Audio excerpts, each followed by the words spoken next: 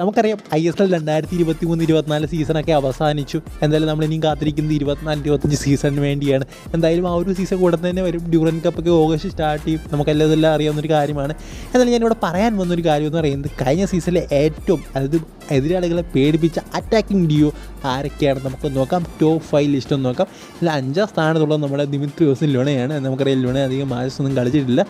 ദിമിത്രിയോസും ലുണയും കുറവ് മാച്ചാണ് കളിച്ചിരിക്കുന്നത്. എങ്കിൽ പോലും അവർ തമ്മിൽ ഏതാണ്ട് 16 ഗോൾ കോൺട്രിബ്യൂഷൻ ഇരുവരും ചേർന്ന് ചെയ്തിട്ടുണ്ട്.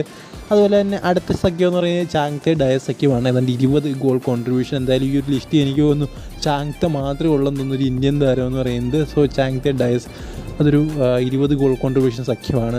സോ അടുത്ത പേരെന്ന് പറയുന്നത് നോവ കാർലോസ് ആണ്. 21 ഗോൾ കോൺട്രിബ്യൂഷനാണ്.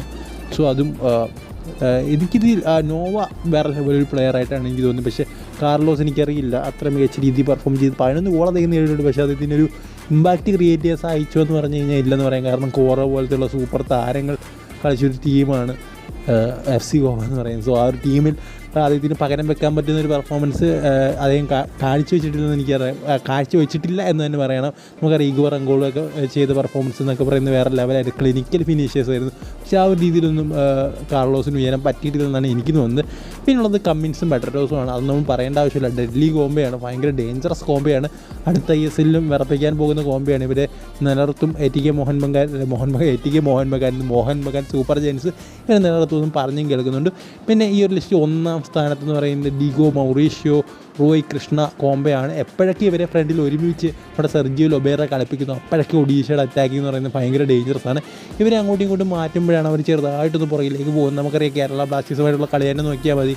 ആ ഒരു കളിയിൽ Roy Krishna Diego Mauricio combo അല്ലായിരുന്നു ആദ്യമേ. പിന്നെ 70 മിനിറ്റ് കഴിഞ്ഞാൽ നിൽക്കുന്നു ഡിഗോ മൗറീഷ്യെ ഇറക്കുന്നത്. ആ ഒരു സമയത്ത് അവർ 2 ഗോൾ അടിക്കുകയാണ്. സോ അത്ര ഡേഞ്ചറസ് ആയിട്ടുള്ളൊരു കോംബോയാണ് Diego Mauricio Roy Krishna combo എന്ന് പറയുന്നത്. സോ അടുത്ത സീസണിൽ ഈ ഒരു കോംബോ ഉണ്ടായിരിക്കും എന്നാണ് തോന്നുന്നത്. റോയ് കൃഷ്ണ നിലനിർത്തി മൗറീഷ്യോ നിലനിർത്തിയോ എന്ന് എനിക്ക് കറക്റ്റ് അറിയില്ല. എന്തായാലും കണ്ടറിയാം. ഇതിൽ നിങ്ങൾക്ക് ഇഷ്ടപ്പെട്ട കോംബോ ഏതാണെന്ന് കമൻറ്റ് ബോക്സിൽ ഒന്ന് കമൻറ്റ് ചെയ്യുക. പിന്നെ ഞാനൊരു കാര്യം പറയുകയാണ്, ഈ ഒരു കോംബോ ലിസ്റ്റിൽ നിന്ന് അഡ്രിയാൻ ലൂണയും ഡയമണ്ട് കോസിനെ അങ്ങ് ഒഴിവാക്കിയാണ്. കാരണം കേരള ബ്ലാസ്റ്റേഴ്സ് മാൻസർക്കുള്ളിൽ. സോ അതുകൊണ്ട് തന്നെ അവർ പറയും ലൂണ ഡയമണ്ട് കോസ് എന്ന് പറയും. സോ അത് വേണ്ട. സോ ബാക്കിയുള്ള 4 പേര് നിങ്ങൾക്ക് ഇഷ്ടപ്പെട്ട കോംബോ ഏതാണെന്ന് നിങ്ങൾ പറഞ്ഞാൽ മതി.